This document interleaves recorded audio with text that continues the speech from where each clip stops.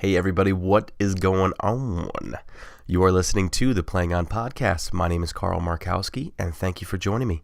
We are brought to you by Dr. Paintball, where you can finance all the paintball markers that you can think of. You can go over there and take a look. They have anything from Luxes to Egos to Geos to all kinds of stuff over there. They also have used gear.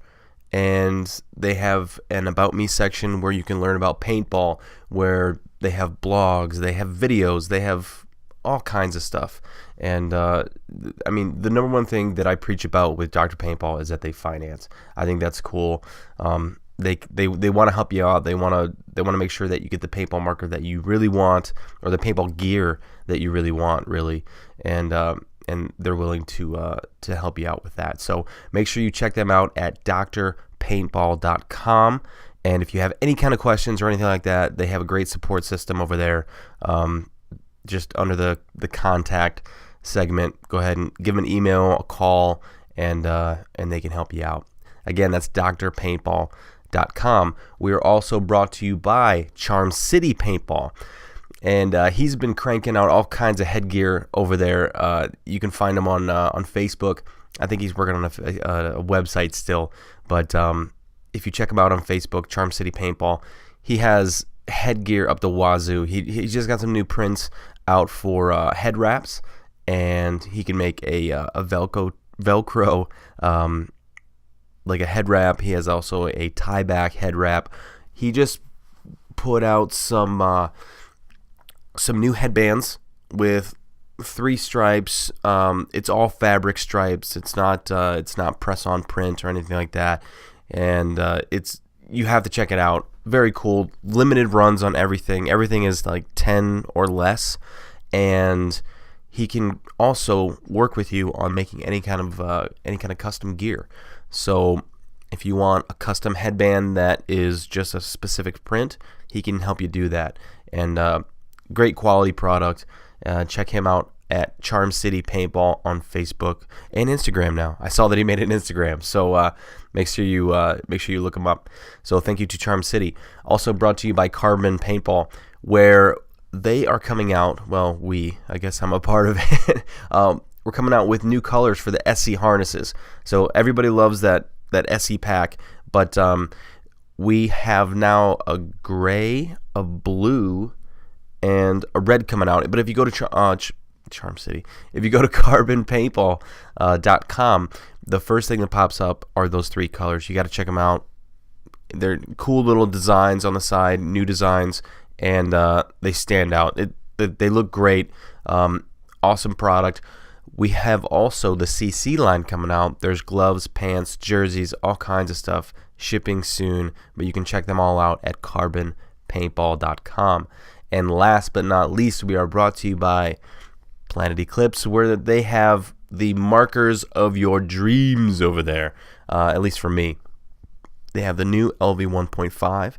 They have the CS 1.5. They have the G-Tech series.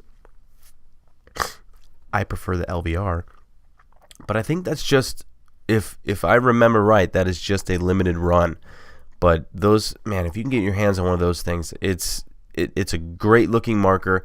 You know, everybody was a little skeptical at first with the LVR, I feel, because there's such a hard line at the end of the bolt. There's such a hard chop. It's not nice and smooth, or the lines were a little bit different than what they normally are with the LVRs or with their milling period. I love the thing. It's really grown on me, and I think it shoots amazing. And as you can tell by all of my social media posts and everything, dude, I love shooting that thing. And it's not because Aftershock is sponsored by Planet Eclipse. I've been fortunate enough to be able to shoot those things throughout my career, and I can't say enough good things about the company itself, but they just make an amazing product, and you can check it all out at planeteclipse.com. And that's the ads. We're through with the ads. I need another coffee break. This podcast is with Kirill Pirihidni, and this dude has been coming up through the ranks through Russian Legion and just wasting people, man. I've seen him pull off moves, and he's one of those players to me who is just clutch. Like when it's down to him and somebody else in like a one-on-one, or he is on the field, you and your team is down or something like that. You have to count on him. You can't not count on him. The guy's a beast. Like I said, he pulls off some great moves, some great shots. He's super smart paintball player. His field awareness is amazing. But I really enjoy watching him play. And you just not that he's super unpredictable. He just makes the right move at the right time, and he's a great leader too. I mean, he's a great leader. He's really helping these new kids on the Russian Legion come up and have something to stand for, to fight for, and to play for. And he's a great part of that. And I'm super stoked to see him still be a part of the Russian Legion camp and performing with them. So without further ado, here is the Kirill Pirihidni podcast.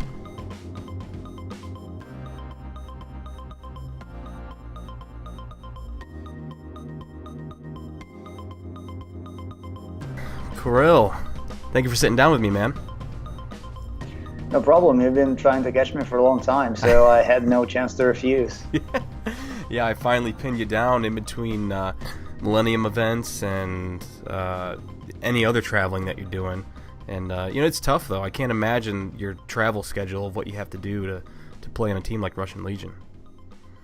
I mean, there's nothing so serious. There's only like 2 big leagues. Actually, right now it's only 1 league. Yeah, I guess so. Yeah, yeah. So it's just whatever from 8 to 9 events a season, like from April till November. So it's a pretty good spread. Now, let's kind of talk about how you got into paintball, because I'm very curious at how yourself and some of the other well-known Russian guys, and even lesser-known Russian guys, how you guys got into paintball and the paintball scene over in Russia. So how did you find paintball?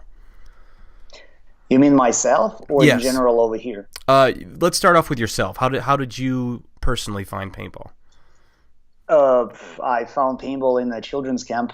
It was a winter children's camp, and they got the advertising of a chance playing paintball if you subscribe for staying in this camp for like a week or 2 or so, like around the New Year's.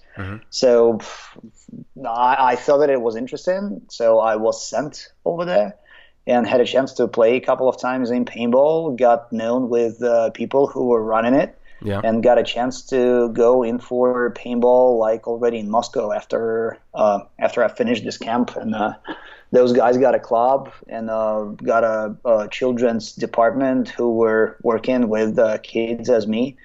So that was it was that in the year 2000. That's how it has happened actually. So that's what year it was when you found paintball was 2000? Yeah. Man. So, I mean, how is it like outlawed? Not I want to say outlawed, but is it regulated, like it is at some other countries, as far as having a paintball marker or anything like that? I believe that back in those times, nothing was pretty much so regulated. If we're gonna compare it with Germany, for example, where you can't shoot anybody until you are 18 or so, yeah. Yeah, with paintballs or anything. They got like a tough history probably. That's why it's happening. So, but there, I mean, I was like 14 years old guy, and there were like girls and boys in the same team, and we were playing and shooting and going in for the same camp like next summer and getting ready for the tournament, like a big cup or Russian cup or something. I can't say that. There was a coach. There were like elder guys who were operating the club, who were like selling different guns and everything out there.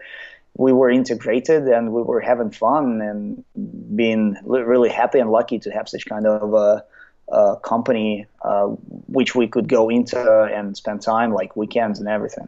So I want to make sure that I'm understanding this right. So when you guys were in this club, when you in this camp and everything, was it a right away kind of a tournament style of play, like on those kind of hyperball bunkers or air bunkers? It wasn't any kind of rec ball in the woods. It was right to tournament. It was. We got. Since we were in this group, like a sports group, we were playing like a hyperball paintball. Yeah, Oh, but really? I'm saying hyperball. I'm saying hyperball not because we got those special bunkers. Yeah, as Right. Americans are having. We got. Let's say it was a speedball. It was 5-on-5 speedball with wooden bunkers that were kind of the same shape as some of the air bunkers. And Okay. later at the same field, they were putting like air bunkers and mixing like wooden bunkers and air bunkers. So in general, the experience of playing paintball was first like the sports paintball, Right, not right. the woods ball. The format Because you later- started. Yeah.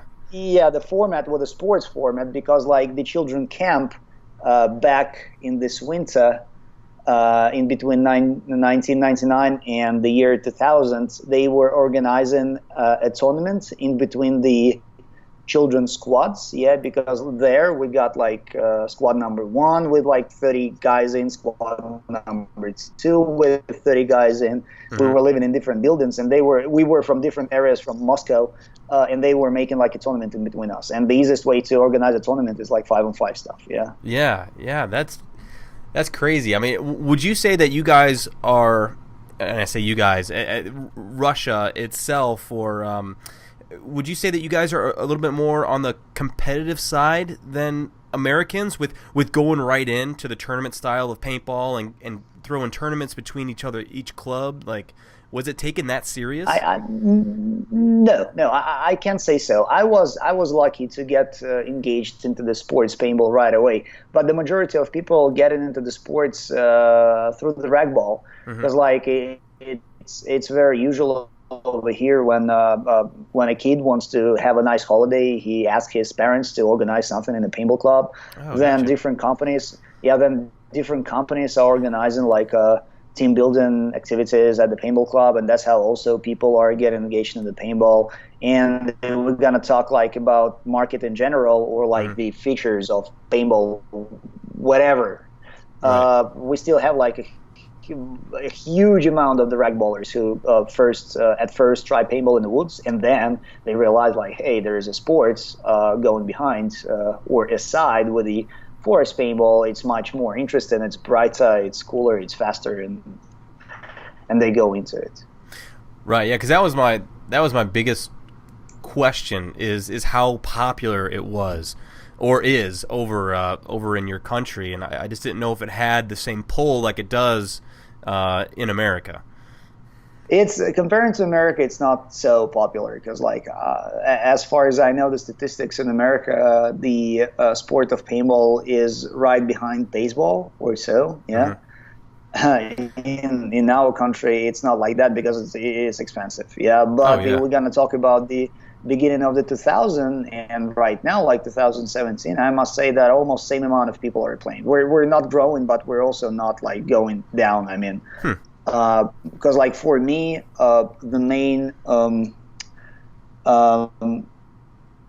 main point how I'm personally trying to see about how paintball is big in Moscow area, for example, are the big maneuvers. This is the like big annual games that is always organized like around May, 9th of May or so. Yeah.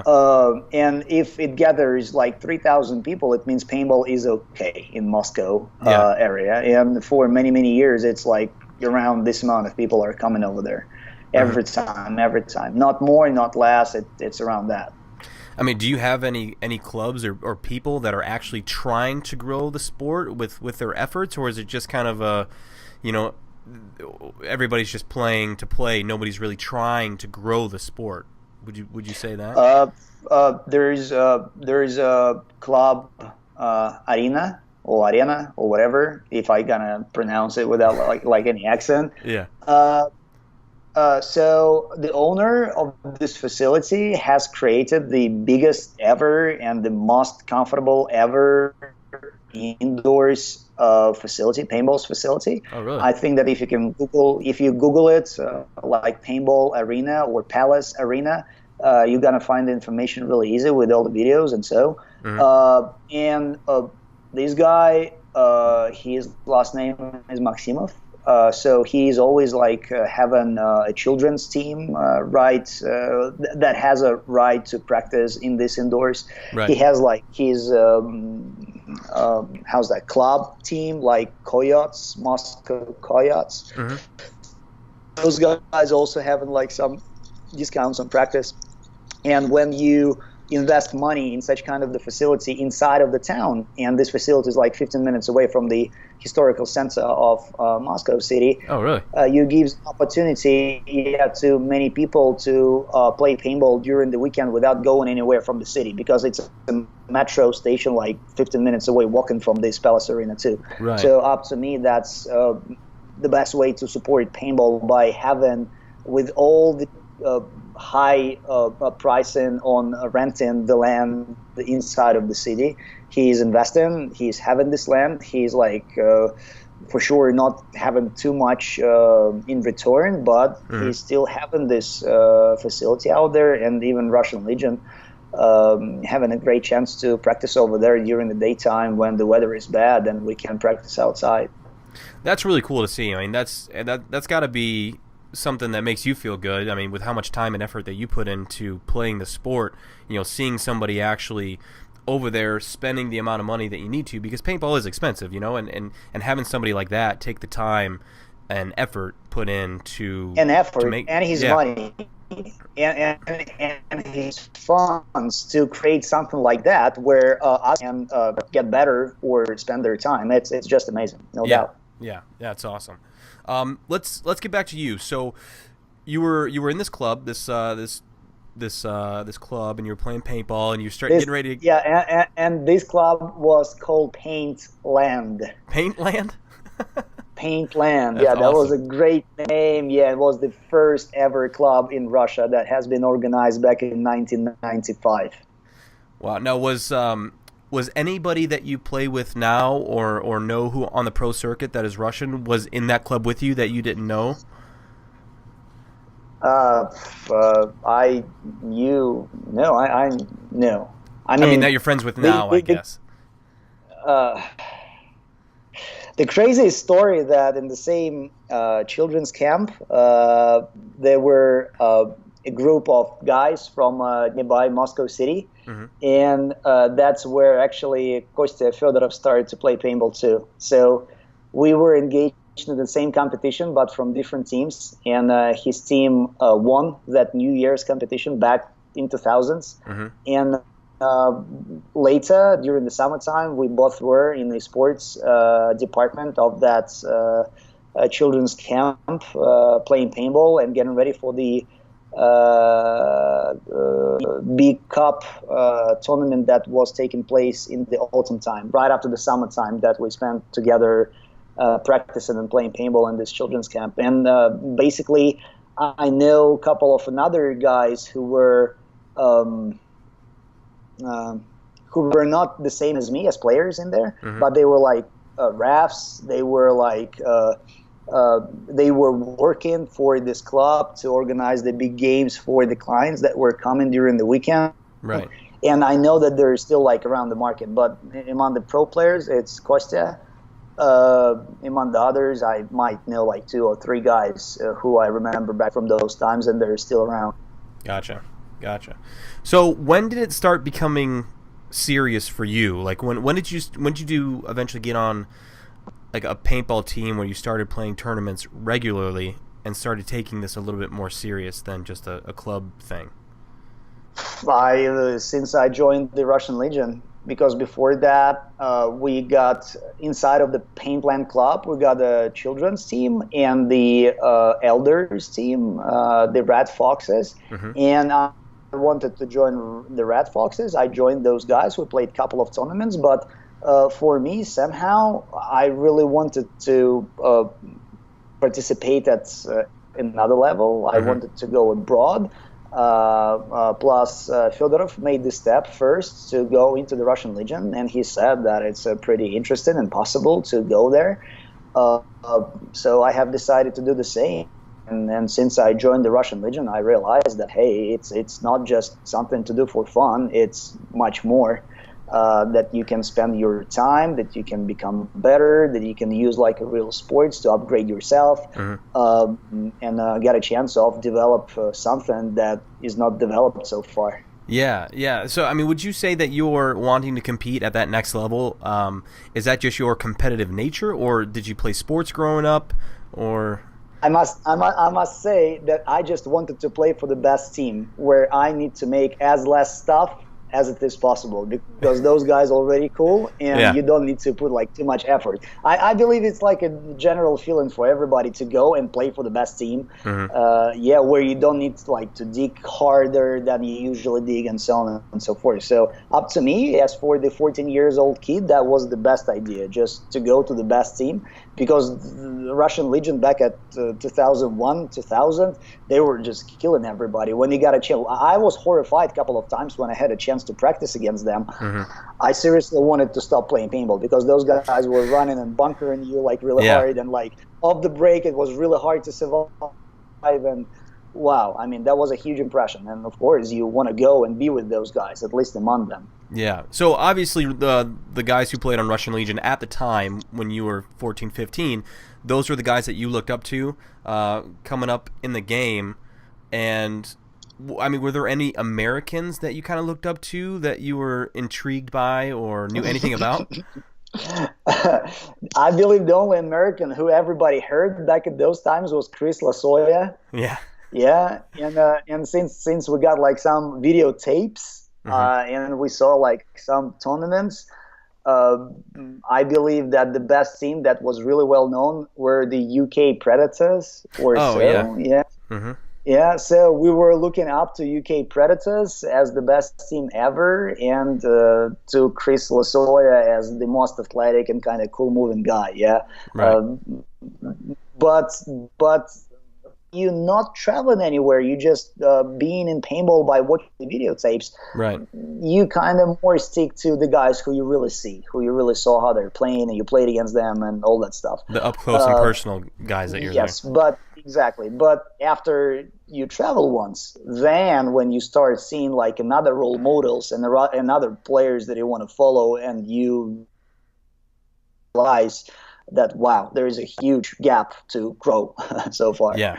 Yeah, and I think that's it really intrigues me, is that everybody, overseas, either in Russia or the UK or wherever anybody else played competitively, like I feel like back then there was this big gap of, I don't want to say talent, but I guess exposure to the best teams in the world. And you compared the best of the American teams to some of the best of the foreign teams back then. And I feel like there was a big gap there, which is obviously closed now. You know what I mean?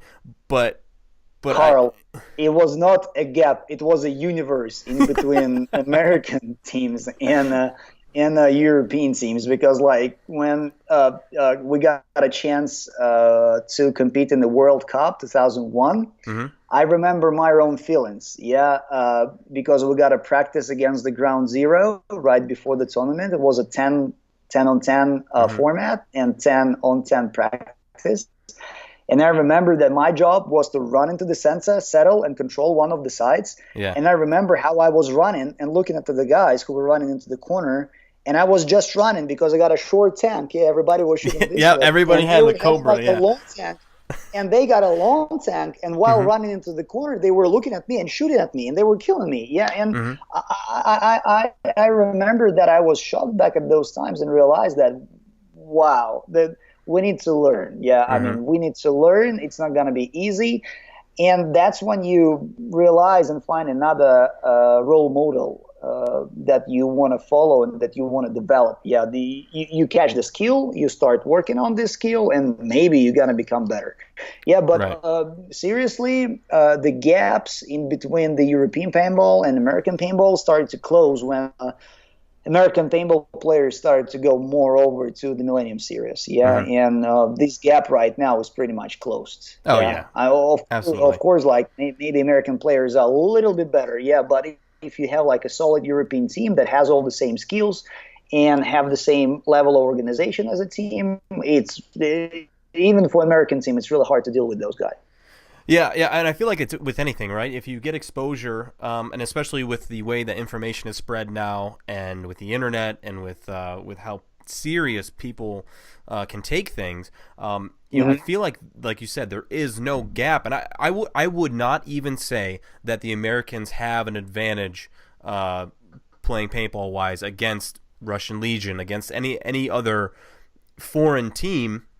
But I mean, you guys are kind of a step ahead of everything because how serious you take it and how competitive you guys are is just that's another level from a European team as well. But I Yeah, because our role model was the American market, yeah, American mhm. teams, not the European teams. We knew that we are like okay European team, but if we want to be the best, we must be a like American team, yeah. And since American circuit is having a great chance of a natural selection, because Mhm. you guys have like out of while only one player is playing in Russia, like for a month, yeah, all at the same time in America, 10 such kind of the guys are playing the month, yeah, Yeah.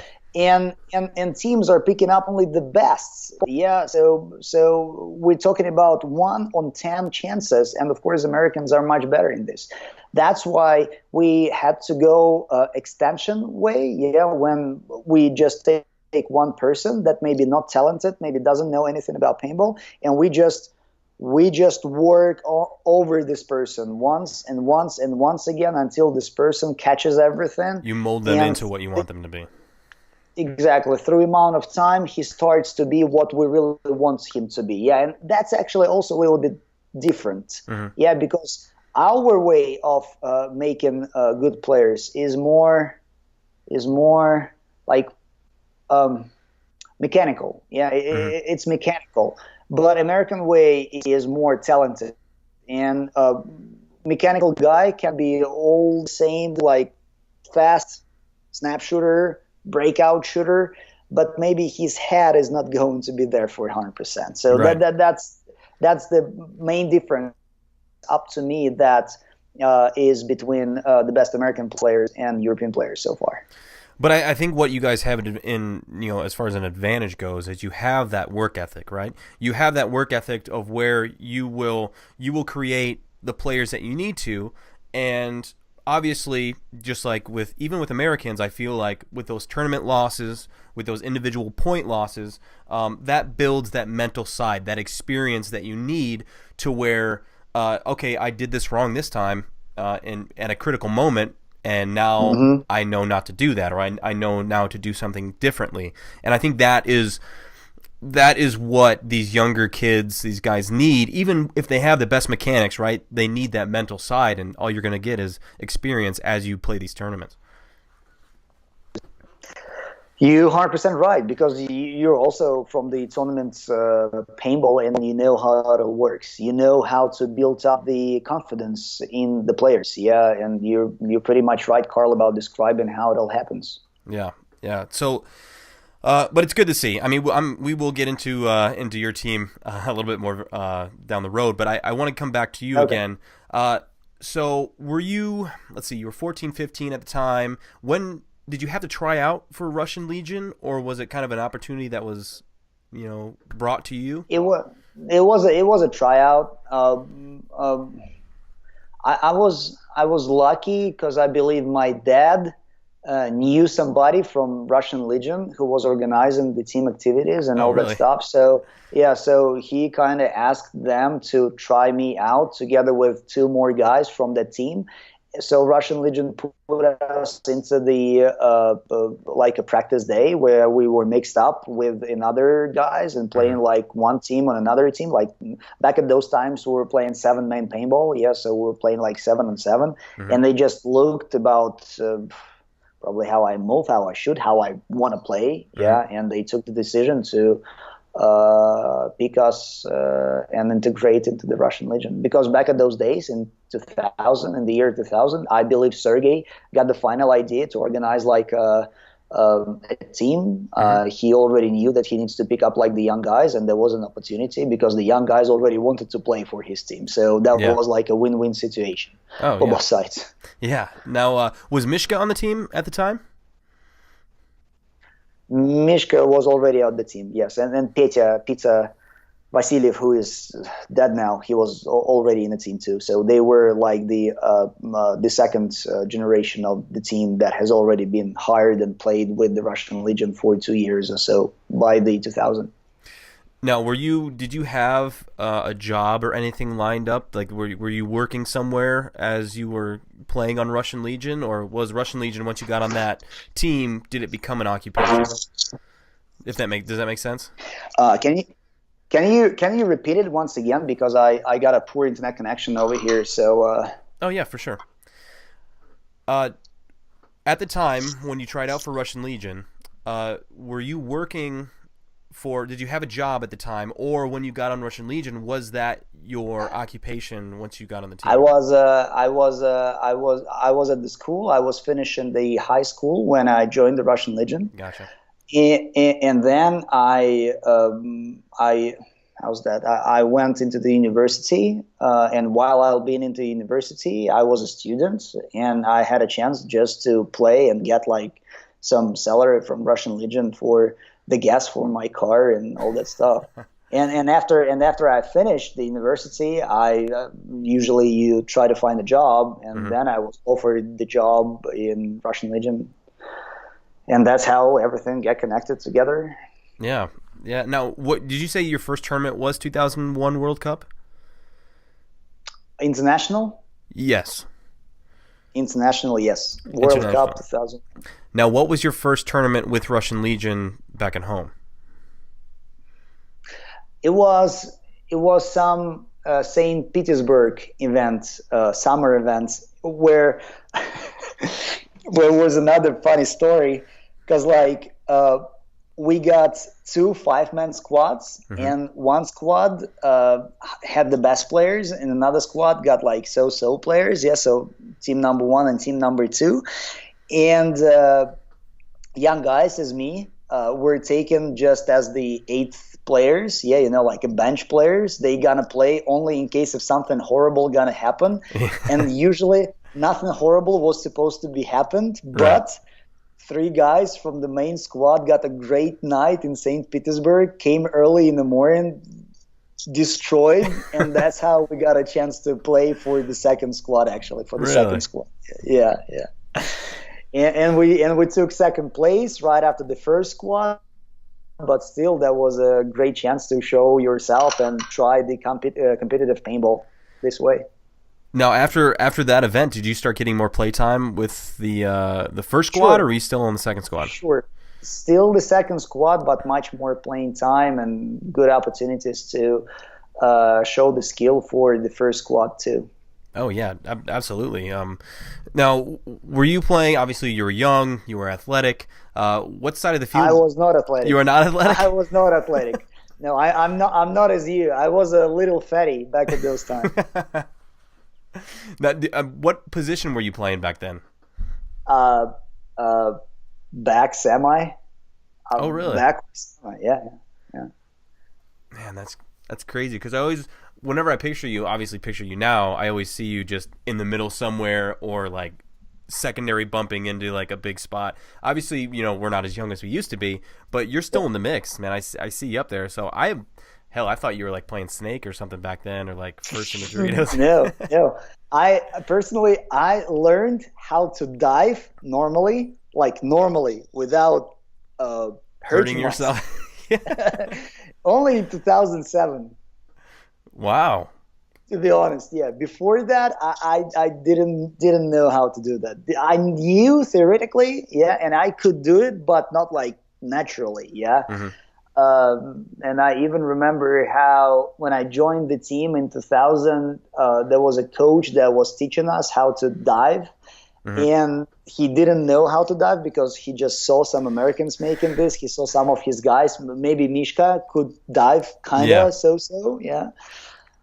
But when you don't know how this mechanism is working, you can't teach it because you can't spread it into the simple steps. Yeah. So this guy was just showing to us, hey, you stand and you jump onto the ground. And I hit everything. And after I decided not to even try that. Yeah. But then to closer to 2007, I have become like a little bit more athletic. I had a chance, a little bit. I had a chance. I had a chance to play forward position, and since you're an attacker, you must know how to dive. And since we also started to have our own facility with the artificial grounds and turf. It was like really easy to learn how to dive on turf and get used to dive onto the ground too. Yeah. Yeah, when you can break it down into simple steps and have somebody not hurt themselves, it's definitely a little bit more effective, I feel, than stand and then jump.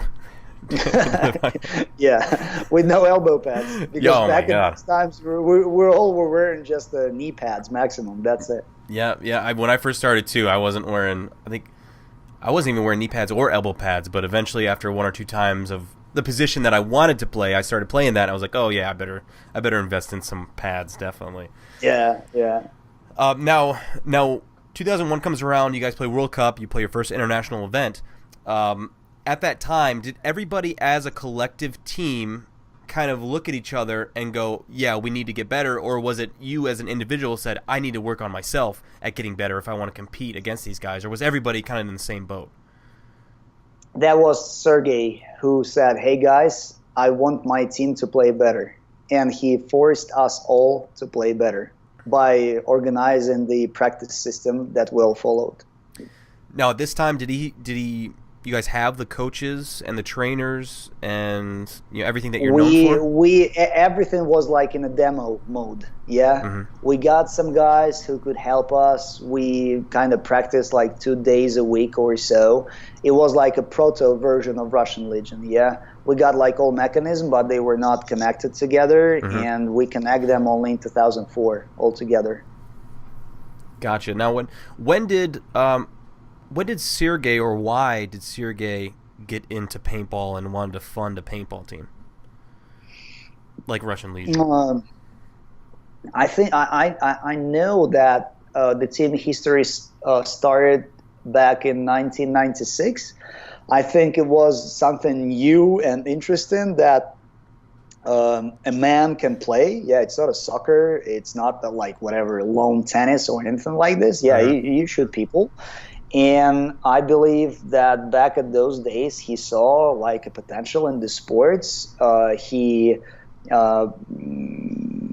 asked his bodyguards to play with him, and they formed like a pretty nice His bodyguards? team. His bodyguards, yeah. And I don't know how many more questions I can ask about him, or if I'm gonna have to worry about. Like, what does he do? He was a banker, and back in the 90s, you had to have bodyguards since you're the guy who's having money. So it's pretty normal situation. When I say that, or when you ask this question, don't be too shy about this, because that was like our history with bandits around, and like 90s in Russia, in Moscow, were like a very interesting moment of time. Yeah, so that's why people were having bodyguards, people got arms with them and all that stuff. But anyways, he formed the team. Later, those guys realized another page of paintball as of the tournament paintball. So they decided to compete in some Moscow events. Then they realized that there is an international level. They decided to compete in some European events. And that's how it all happened together. And I also believe from another point of view that guys who are having money, they always have a desire to invest somewhere, or to create something, since they has this opportunity. So I believe this also, that was like a big factor that affected Sergei back in those days, and kind of still affecting him, because he can see what a difference we're making for the sports. Right. Did he want to invest in the league? Is that what you're talking about? Like the league that they're playing in themselves? The NXL, at the time, what, the PSP? With I the believe, NXL, yeah, or the with the NXL. NXL, all owners had to invest. They had to buy a franchise that was like Oh yeah. $50,000 or so back in those times. So they were becoming like a part ownership Hmm. in the NXL league. So that was also like a big investment in like a financial Yeah, investment yeah. in I forgot sports about that. paintball in America. Yeah. Now, when did he stop being involved with the team, or is he still involved with the team? Um, It was in 2010 when we got the economical crisis. Phase two happened over here in Russia, and he had to um, reappoint his views and his time, and he had to focus on bank instead of just being with us and traveling with us. Hmm. But he still was interested with the results of the team, and he was asking for the statistics and for all the information that coaches were able to provide to him. Now, when you guys started winning, when you started becoming more relevant in the tournament scene across the in the new NXL and Mhm. that series, uh, when did when was your guys' first win? When was it? 2004. 2004 Northeast That's Open. right. That's right. Because I remember that because actually you guys, I remember watching Russian Legion play, and I was playing on Tipman Effect at the time, and I remember watching you guys play, and the fundamentals and just the basics were so sharp, and you guys were already at the time running and shooting, and I've seen people run and shoot, but when I saw you guys do it, I was like, this is insane. Like this is what I need to do if I want to go from Tipman Effect to wherever my career is going to take me after that. And Hmm. it was such a huge influence for me. I remember it so vivid, being on, I had my nose to the net watching you guys play, and I was just like, this is what I have to do if I want to become relevant in this game. And it was amazing to see, and to have you guys come from shooting like this, and doing this whole thing, and having the kind of skill that you guys showed up with in 2004 it was amazing. That's actually like 2004 being like huge year for us because we finally integrated the system that we're still running. The 5 days of practice when people are kind of hired for this job as a professional sportsman. Mm-hmm. And the idea is simple once again. What Americans are having because of their talents, we could have by spending hours and hours at the field. Yeah. Mm-hmm. So that's why you could see like a fantastic basics. Also in 2004, we were competing at the European X-Ball League that was parallel to Millennium, 7-man tournaments. Mm-hmm. And we were stomping this league. That's where we got the confidence. And then we got a chance to come to one of the US events and try our powers. Because last time we played in US event in 2003 at the World Cup and got smashed like in quarters or Mm-hmm. 1/8 by Strange or some other team.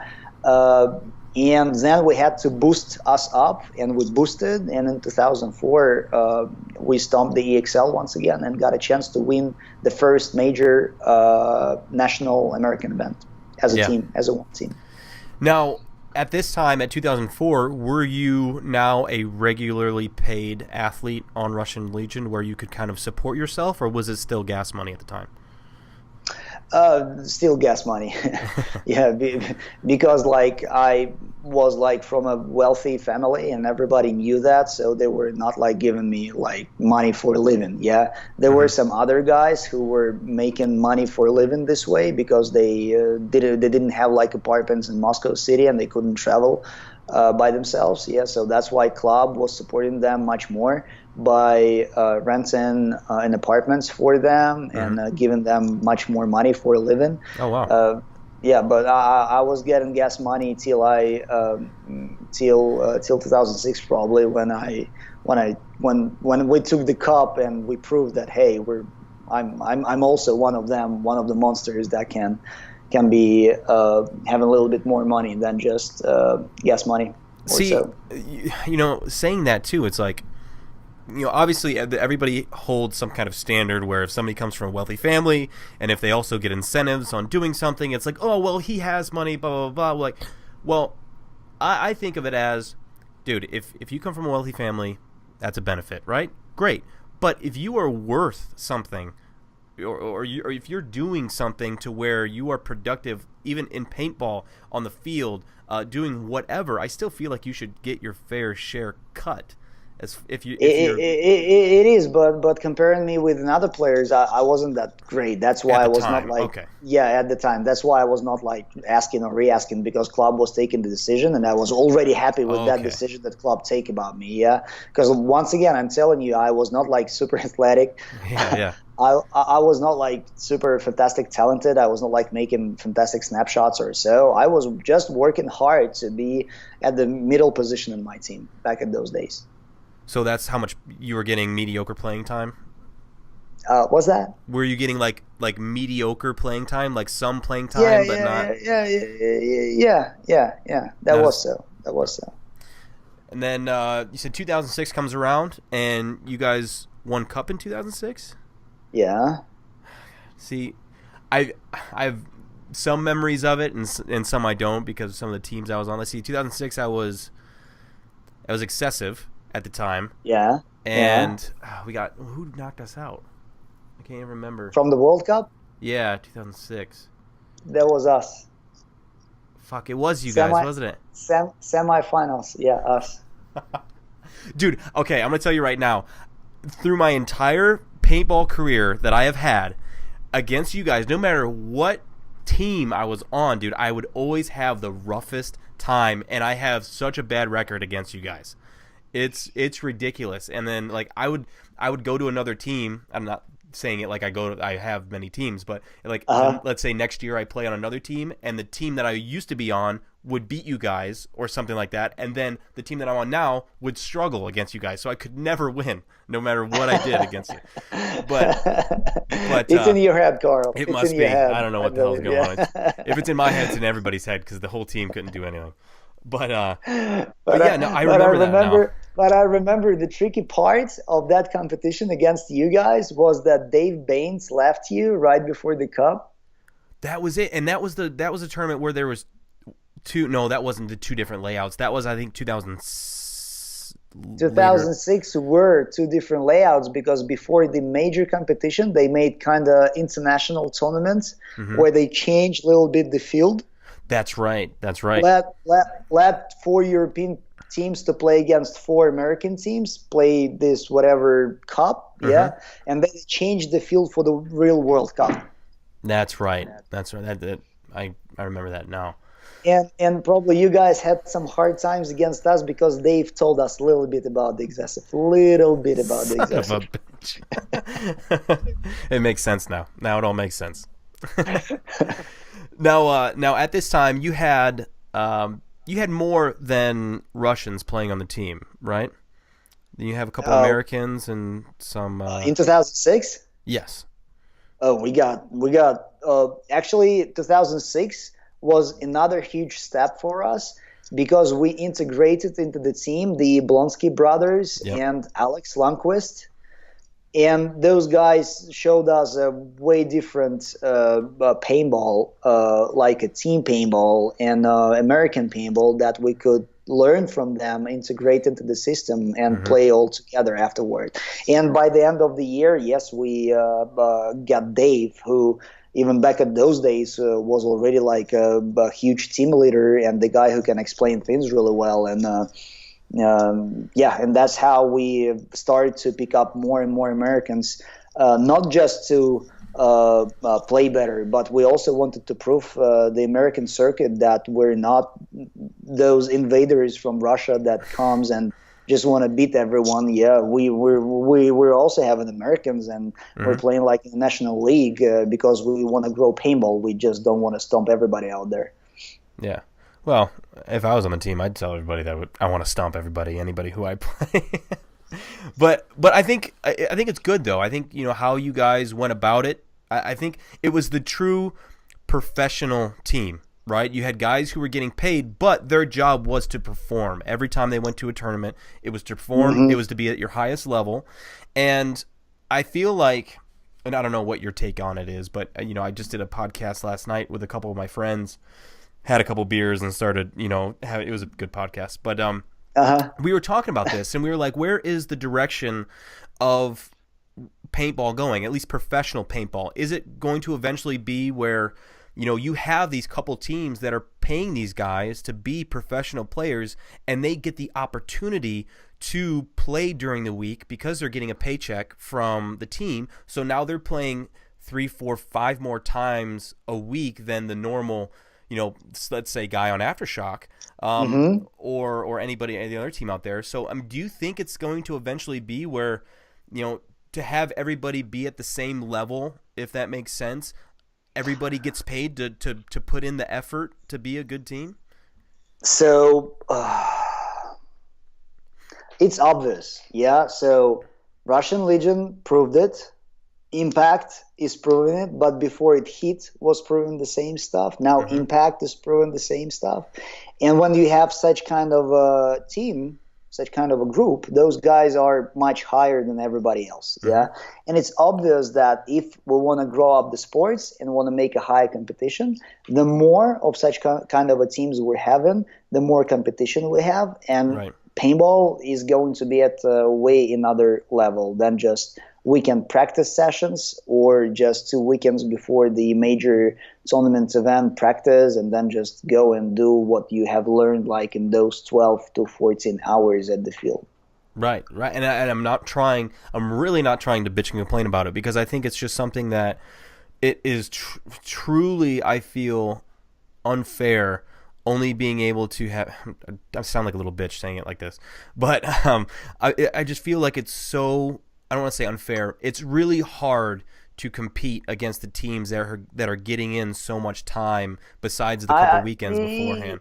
Exactly, but I believe it's all the same about all other sports. Yeah, if you can, I really like the movie with Brad Pitt about baseball team. Yeah, where he is a coach of a low-level baseball team. Yeah, and he's saying like, hey, how we can fulfill the goals of our boss this season when we have less money than like all other top teams in the league right now. Yeah. And they found their way, to be not maybe the best, but to set up some records. So overall, what I want to say that it's normal for all the sports, and all teams are trying to find their best ways how to get to this level. Yeah, through the team activities, through some special strategic plans, by using their young players, maybe using their veteran players, using their experience.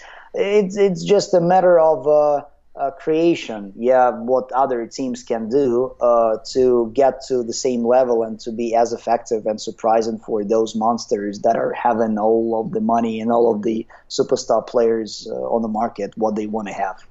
Yeah, because I mean, it's definitely not the issue where, throwing a bunch of money at a team, that obviously doesn't work all the time. But if you can afford to make those mistakes of trying different players out and finding that right mix, that obviously helps. It obviously helps. It is. But I think personally that any team can win on any given weekend or any given tournament, right? You guys could play your asses off the tournament before, but it comes to a next tournament and something's just not working, right? And it just doesn't click, doesn't happen. And then let's say Seattle Thunder comes through and they just have an on tournament, right? But all the other tournaments, they don't have, what it takes. But I think to be at this level, anybody can compete, but I feel like to be consistent, I think that's when it comes down to being around your team constantly, playing together constantly, getting that vibe down. And having a mutual goal. That is also very important, to have a mutual goal. Because usually on such kind of the teams where people are getting together and picked up like from different places and different teams, it's really hard to set up the one mutual goal. And organization that Russian Legion is having, one of the best parts that we have is about setting up the goals in the beginning of the season and trying to fulfill them. That's how everybody is staying on the same page and knows exactly what he needs to do to achieve the goal that we all agreed in the beginning of the season. Yeah, and it's meeting those small goals. I mean, it's obviously the one big goal is to win, but those small goals, even during the tournament, yes, it's a perfect example, because when you just set a goal in front of you to win, and you have like 10 guys that will be going to this goal, all of those 10 guys going to be going by different directions to this, and that's when chaos can happen, and people will not even make like a halfway to this goal of winning a tournament. That's why each person having his small goal, then squads are having their small goals, and they focus on achieving those goals, because if they achieve those, they're coming much closer to the main goal. And that's how it all works. Like it's tactics, because like winning the tournament is a strategy, and probably players not supposed to think about this, because they will be thinking not about their own game this time. They need to think about the tactics, and coaches need to think about the strategy. That's how it all works. Yeah, and it's the small battles to win the war. And, it is, definitely. I want to go back to a moment in your career and kind of get an idea of what you were thinking at the time. And it's when you blew out, or I don't know if it was a tear or a complete rupture of your Achilles tendon. When was that, and how did that happen? It was in 2013. Some lucky numbers coming too. And it came from nowhere.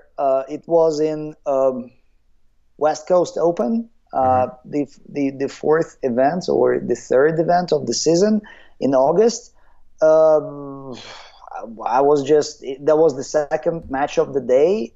I was just playing as normal. I was moving from one bunker to another, and I felt that somebody's cracked in my left leg. So I made a dive. I turned around, saw no one. The point was finished. I wanted to stood up and realized that my leg is not working completely well.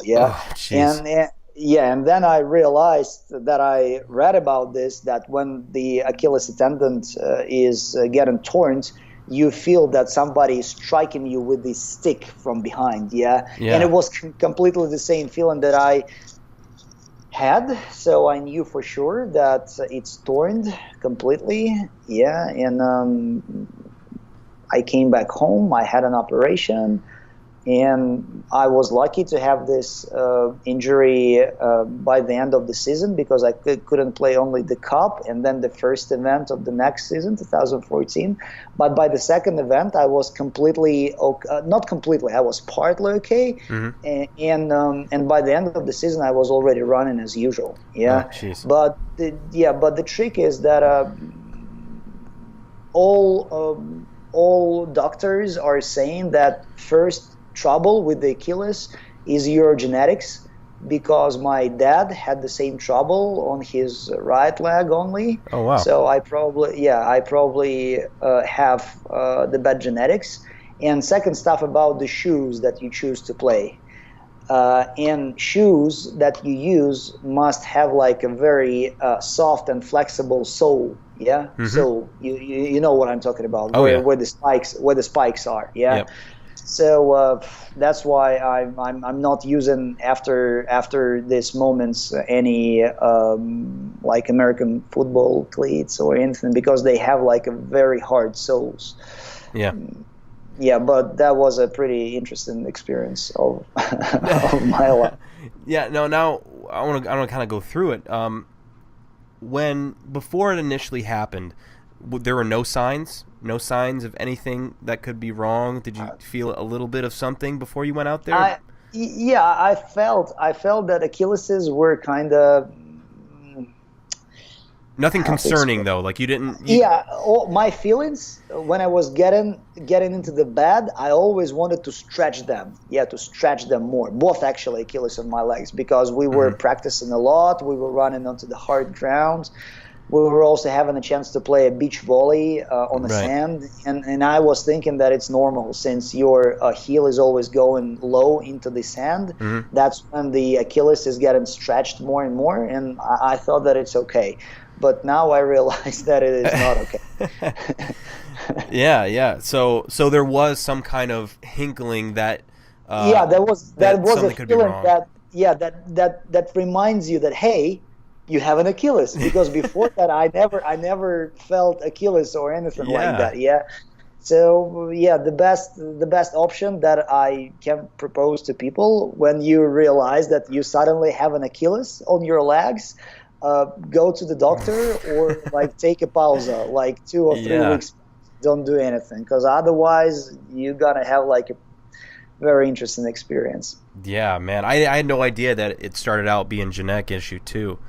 That's pretty interesting. And we're talking about it too. I have never been a fan of wearing football cleats, playing paintball, because I mean we're on our knees all the time and our toes are being bent and our feet are being folded over all the time. And I wore, I think for football, when I played football, I wore soccer cleats, and I've always worn soccer cleats. And I thought I wear, shout out to Nike, but I wear low or ankle high, or I wouldn't even call them ankle high. They're below my ankle, but they're just soccer cleats, and They're a little higher. They're a little higher than the general usual soccer cleats. What are you talking about? Yeah. So the ones that I wear, they go actually underneath my ankle bone on the edge. Like they're a normal size soccer cleat. So I don't wear the ankle. I don't like anything around my ankle. I like being able to move it.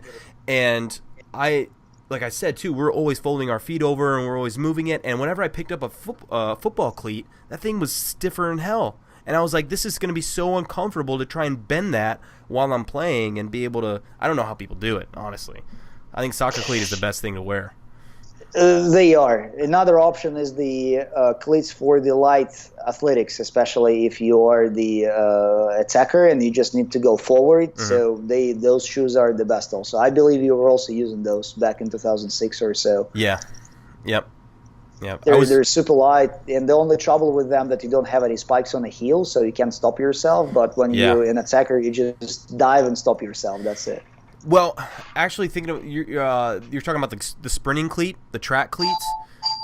Excuse me. Just give me a second. No problem. I'm pretty sure that was his doorbell. I think there's somebody at his door, or he just ordered pizza.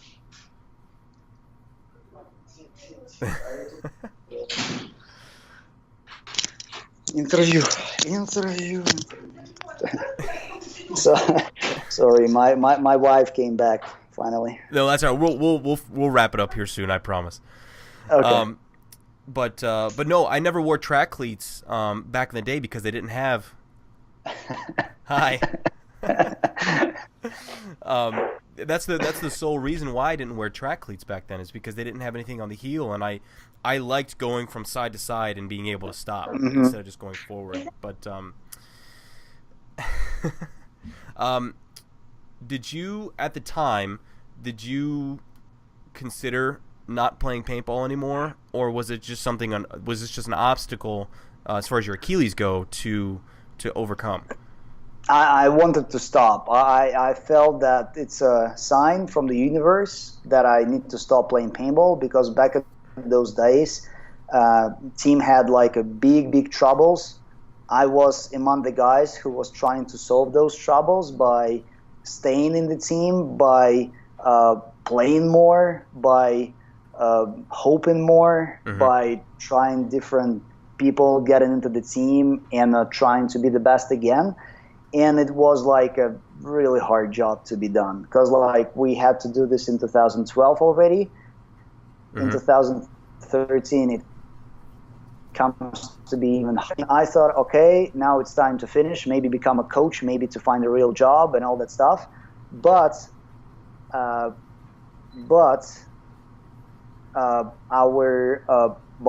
team boss, Alexander Tarando, told me one very important thing, that I must step to the paintball field again as a player, because otherwise I'll be I'll be afraid of playing and making sports again if this injury gonna force me to stop playing in sports or anything like that. Yeah. That I just simply must go into the field again, and it inspires me really much.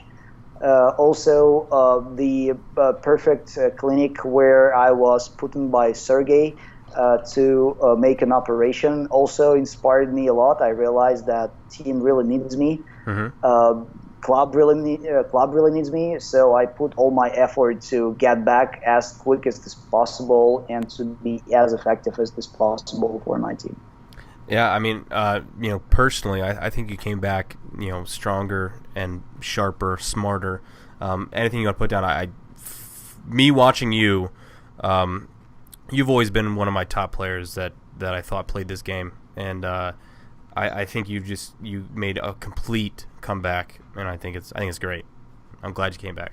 Thank you so much, Carl. It really means much for me because we're competing against each other for a very long time. Yeah. I never can run as quick as you are, but I really, really thank you for saying such a good words about the way how I play paintball. Thank you. Yeah, I think you're an inspiration for not only the new guys on your team, for kids coming up who are fans of Russian Legion. I think you're a great example of what a professional should be. If you don't mind me asking, what is your occupation now? Just playing paintball, or is it something else? No, I'm making all the negotiations for my club. I'm like a sponsor relations manager, and that's my main occupation for the team. I'm also like making designs for the team. I'm making all those small talks about organizing team practices and all of that stuff. So I'm like a partly manager, partly player in the team. That's awesome, man. I would love to continue this conversation sometime, maybe even the off season or something like that. I love hearing other people's stories, and that's why I wanted to get you on this thing. And I'm not going to hold you up for too much longer, but I really thank you for sitting down and sharing your whole story with me, man. No problem, Carl. It's been like a big honor and big pleasure for me to participate in your podcast, and that's very great stuff that you're doing because big companies that produces videos, they're not telling like those small stories that people can tell themselves to you, and that's a great idea to make such a podcast. Thank you very much, man. I will see you soon at World Cup. Yes, see you soon, and I love your area with all the jerseys that you got over there. I'm having such kind of idea also to put all of my jerseys. Yeah, man, I need to get a jersey of yours. I need to get a jersey of yours. Yeah, we'll do that. I gotta get one. We'll trade jerseys.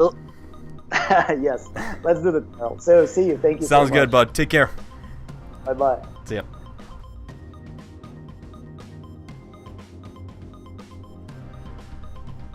I forgot that signal was kind of sucky. Yeah, I bought one of those wireless enhancers, or the Wi-Fi enhancers, and it didn't really help that well.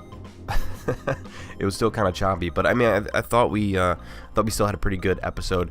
It was really cool hearing his story, and I was always curious at how strict paintball was and what it was like growing up in Moscow, during the time that he did, and how the whole tryouts and everything came about. And it's super nuts. I always wanted to kind of visit Russia and see the camp and see how they kind of do things over there. Same thing with Europe. I always wanted to go to Europe and just see how different paintball was, or is actually still, over there. But I had a really good time. Thank you, Kirill, so much for sitting down and talking to me. Another quick thank you to our sponsors, Dr. Paintball. You can find them over at drpaintball.com. Like I said before, they're more than willing to help you out with any kind of gear that you need, and they can help you finance it. So thank you to Dr. Paintball, also to Charm City Paintball, where they can make any kind of headgear that you like at least with the fabrics that he has, but it's all custom gear. It's really cool stuff. Check him out, Facebook, Charm City Paintball. We also are brought to you by Carbon, where they have the the CC line coming out, but they also have new SC stuff coming out. So make sure you keep an eye out for that. And also brought to you by Planet Eclipse, makers of the LVR, which I shoot and enjoy thoroughly.